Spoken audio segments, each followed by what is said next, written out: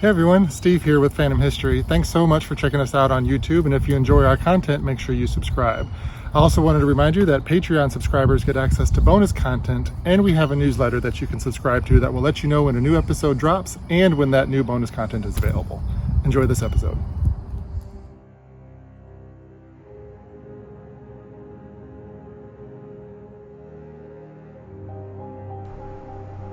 Sitting among friends in his living room, John was enjoying an evening of camaraderie and some jovial teasing at his partner's expense. It was a night of fun and laughter that would be one of John's foremost memories of the home. But he had that memory not because of the laughter.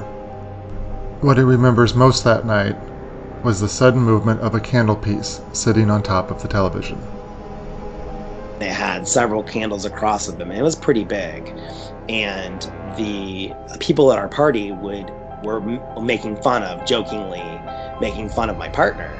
And all of a sudden, the whole candlepiece with all the candles flew out into the middle of the room and then fell on the floor.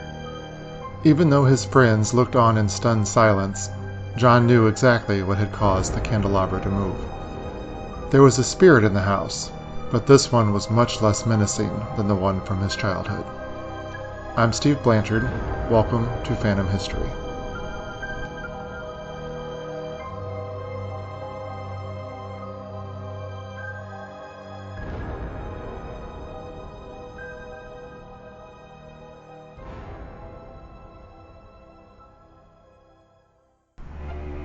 On the previous episode of Phantom History, John, a native of Ohio who now lives in Orlando, shared his story of growing up in a home where strange noises, opening doors, and glowing red eyes were all a part of his childhood.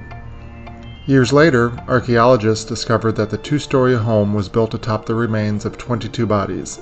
Well, at least 22 bodies. Only a small portion of the 7-acre property was ever part of an official dig. Academics from nearby universities identified the remains as those of a local Native American tribe that was likely laid to rest some 1,100 years ago. But that experience was in John's past. He had left that home, attended college, and was an adult by the time he moved into a home within the city limits of Sandusky, Ohio. But almost immediately, he noticed that something wasn't exactly right.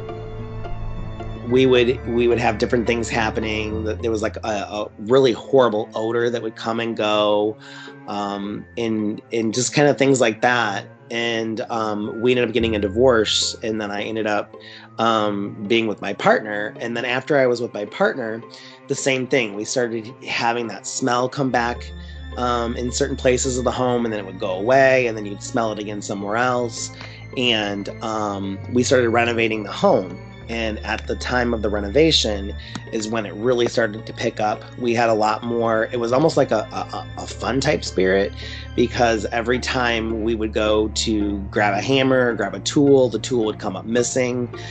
We would find the tool in our a dresser drawer, or find it somewhere else.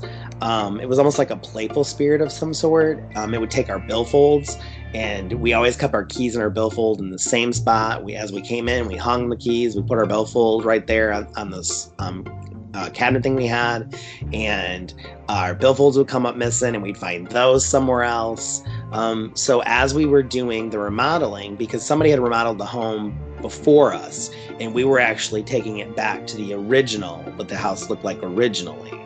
It was a very different, playful spirit, and then we would smell like the different smells again, a really odor that was really strong, and then it would go away. But we never felt worried about anything. It was more of like a playful feeling. That playful feeling soon faded the night of the party, when their friends were joking at John's partner's expense.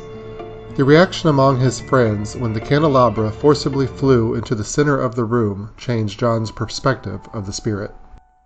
We all kind of just were quiet, and we just looked at each other. And it was almost like a sign, like whoever had been doing all of that stuff to us was kind of upset that they were making fun of my partner.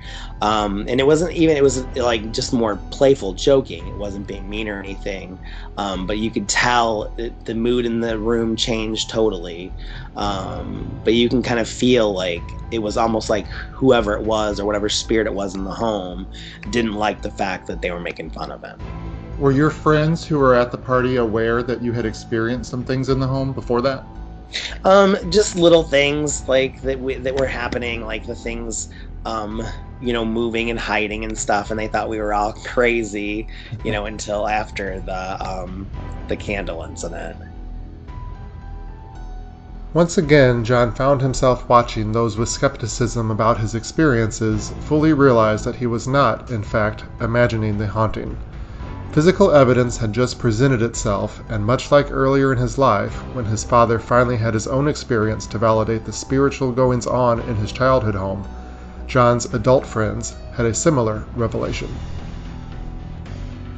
After that had happened, they definitely believed that there was something, obviously, people, they couldn't decide what exactly it was, but they definitely felt that there was something going on because obviously the whole candle piece, because it was a big like archway full of different candles on it, and it flew out into the middle of the room and then fell on the floor. So it's not something that we would have been able to set up or do or anything. Right. So they knew that obviously there was something going on. Not much is known about the home or the history of the property on which it sits. The house, which is shown on phantomhistory.com, was built in 1920 according to Sandusky property records. It went up for auction in 2010. The only history John has about the home is what he heard from his neighbors. I know it was an older home. It was an older 2-story home with a walk-up attic. It was remodeled before we moved in. And I do know that the people that remodeled the home before us, that kind of boxed all the rooms in and stuff, fought all the time. And the neighbors would tell us that like throughout their whole renovation, all they would do is fight. And they ended up doing another home and moving into that home, and then they ended up selling that home and they separated. And we found out that it a lot had to do with all the fighting. So I don't know what was going on with them in the home that we had lived in, or what was going on for sure, but we didn't have that. It was more of a playful thing. Of course, we didn't have all the fighting going on either. Right, and as you said about the home you lived in previously, there was like a strange, heavy kind of feeling. Maybe they felt something similar with that spirit. But when you were there, maybe it seemed to like you a little bit more. At least it sounded like it liked your partner if it didn't want people making fun of him. Right, and I kind of, I think about it, and, I look back and I think that, throughout the time before we did the remodel, it was just really basic. It was just the odors coming up here and there, and the odor was really, really bad. And then it would go away and come back and go away. And nothing really playful happened until we actually started remodeling the home and taking it back to its original, like, beauty, putting the fireplace back in, putting the big archways back in, bringing in the older woodwork. And as soon as we started making it more original is when it was playful. Like we never felt scared in the home as when I was little and I was in the other home. I didn't feel welcome, and it wasn't because of my family. It was just the feeling of the home itself. It was not welcoming. It was just scary to be there. Where in this home, I never was scared. It felt like home, and actually it kind of felt better after it was renovated and back to, what it used to be. It did feel more like a home.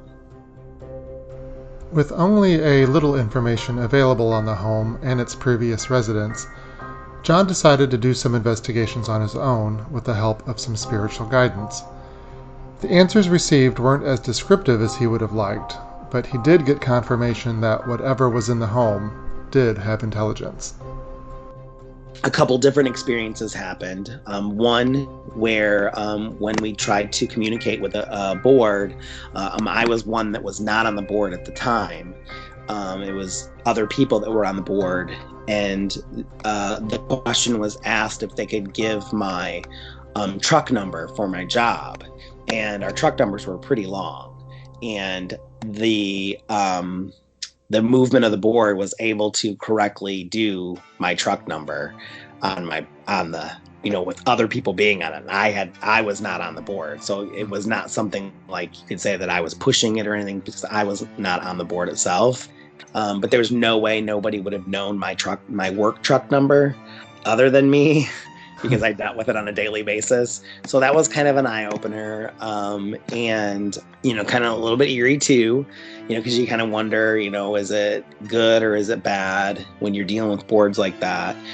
And then I went and saw somebody, and she did all the stuff, kind of telling me about my life and everything. And for the most part, she had everything right. But she did tell me that there was a male spirit around me that was there to protect me and make sure that I was okay. John doesn't know the identity of the male spirit, and while the medium did give him a name, John doesn't remember it.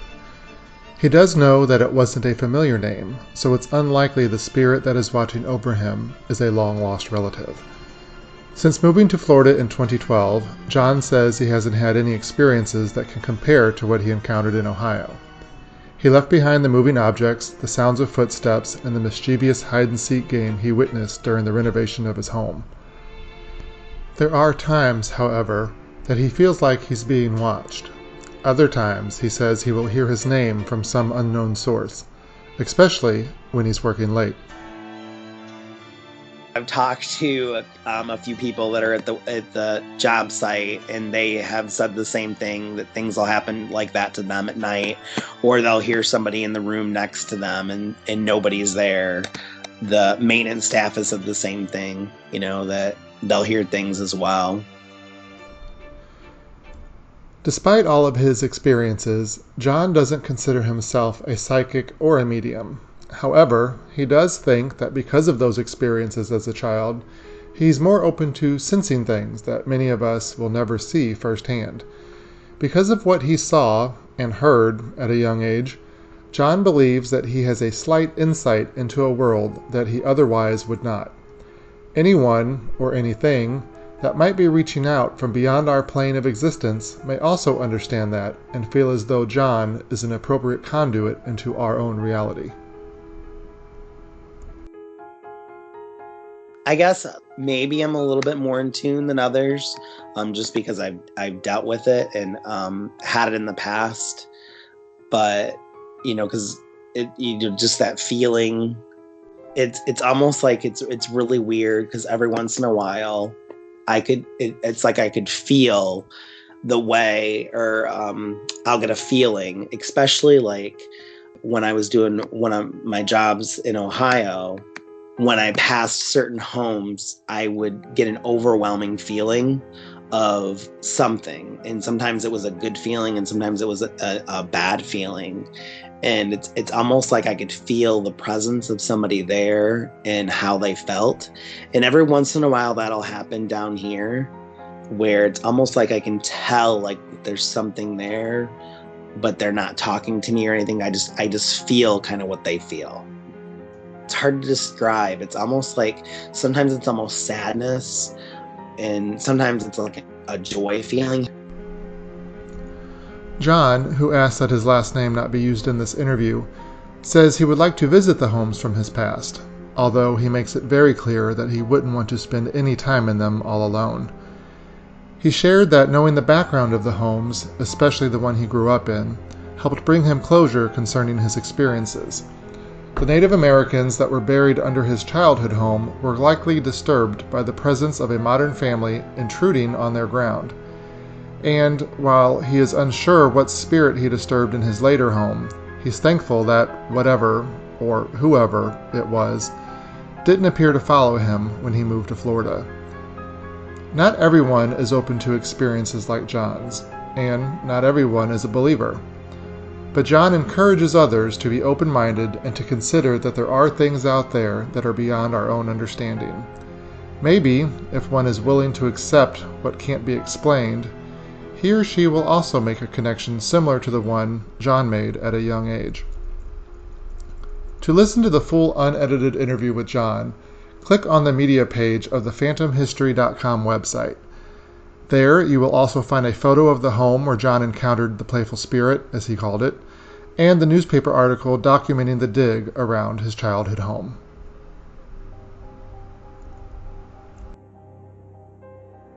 Phantom History is researched, written, and produced by me, Steve Blanchard. Music is courtesy of Shane Ivers of SilvermanSound.com, Chad Crouch, and Raphael Crew. If there is a mysterious location that you think would make for an interesting episode, please let me know by emailing podcast@phantomhistory.com. You can also follow this podcast on Instagram through my podcast handle @PhantomHistory and see photos, news articles, and other extras on the podcast website, phantomhistory.com. In addition, I invite you to like the Phantom History page on Facebook, where you will receive updates, photos, participate in discussions, and more. Please consider giving Phantom History a 5-star review on whatever platform you use to enjoy podcasts. And thank you for listening. Hey, Steve here. Thanks so much for checking out that content. And before you go, I wanted to let you know that if you become a supporter of the podcast through Patreon, you'll gain access to bonus content. And if you subscribe to our newsletter at phantomhistory.com, we will let you know when that bonus content becomes available and when a new episode drops. And one more thing, I'm always looking for ideas for future episodes. So if you have an experience or a location you think that I should focus on, please let me know through the website, or you can email me directly at podcast@phantomhistory.com.